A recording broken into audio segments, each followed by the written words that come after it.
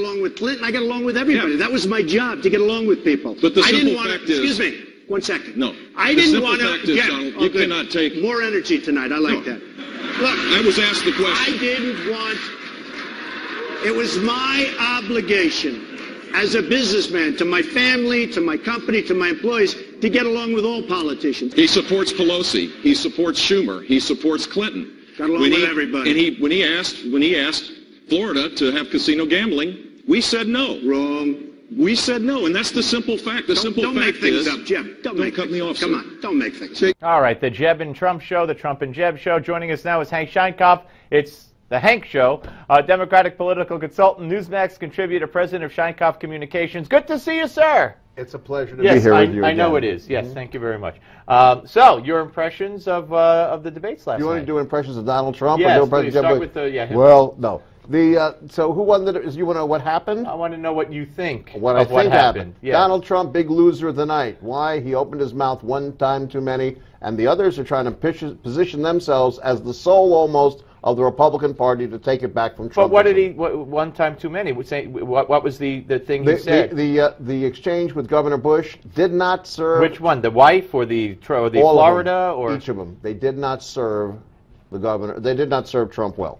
Trump now looks more clownish, less political, less ideological, and ultimately, when you get to Iowa, the ideological conservatives in the Republican Party are going to make some significant choices, and it's not likely they're going to pick Donald Trump. So you think, which is something we haven't seen so far, you think that what Donald Trump said yesterday, notwithstanding the fact that he won non-scientific polls like the Newsmax poll, the Drudge poll, you think that when the scientific polls come out in Iowa, we're going to see a difference in those polls? When the scientific polls come out in Iowa, we're going to see a difference in the polls for a couple of reasons. Because the great moment of truth in life is when you walk into the voting booth. I thought it was when you walked through the door into this studio. That's very nice of you to say that, but there is nothing true that comes out of my mouth. Oh. No, I'm only kidding.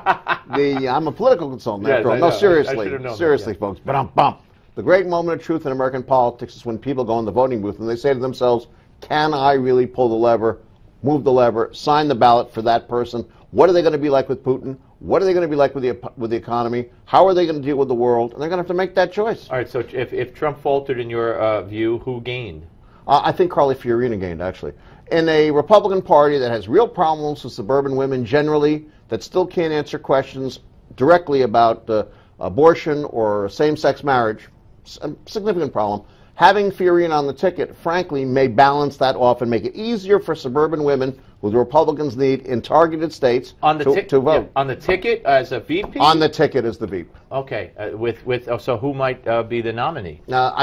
Today, not clear. And I think anybody who can predict the entire outcome of course, it's early. It's just plain wrong. But who else helped themselves, in your view, that might be... I mean, did Bush help himself? Bush helped himself by speaking up. Now, he was formerly he was playing in a silent movie. Now he's decided to star in something that's live and has action. He looked like he was not there. By the way, you talk about, and this is a tangent, and I don't want to go off on it, but just for the record, I'm used to it. You talk about how women in abortion, it's actually the Republicans who represent the majority of Americans and women in this country when it comes to abortion, because the Democratic plank and platform and DNC chair and Hillary Clinton support abortion on demand at any time, and that's not where America is. To get the argument away from such things, Fiorina becomes important, because symbolically, as a woman... I wish we'd have the argument, because we'd win. No, we don't want to have the argument. Who's we? You're a Democrat. No, I want the America argument. Doesn't need the argument sure about they this do. Thing. No, it doesn't. America, look at the it's over Planned Parenthood right now. The Supreme Court has decided most of those decisions. The Planned Parenthood issue notwithstanding, different argument. What I'm saying is make it easier for people to vote Republican. That's what I'm talking about. All right, let's listen to a little bit of this and watch.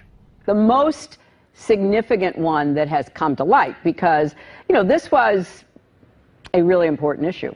Yeah. And I had to talk about it on the email, and that is, I was asked if I could get gefilte fish into Israel in order for it to be used in time for Passover. And so... That was the gefilte fish. That was the gefilte fish. Carp.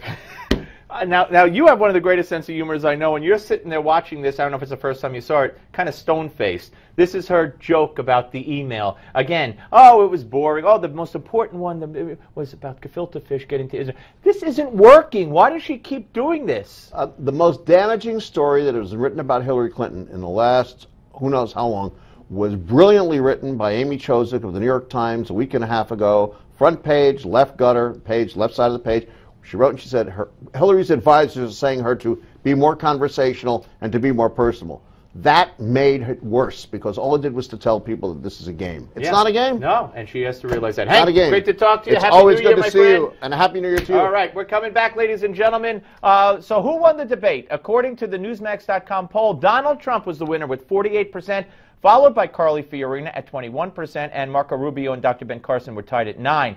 It's not too late to have your voice heard. Just go to NewsmaxPoll.com and cast your vote for who won the CNN GOP debate. That's NewsmaxPoll.com. Vote now.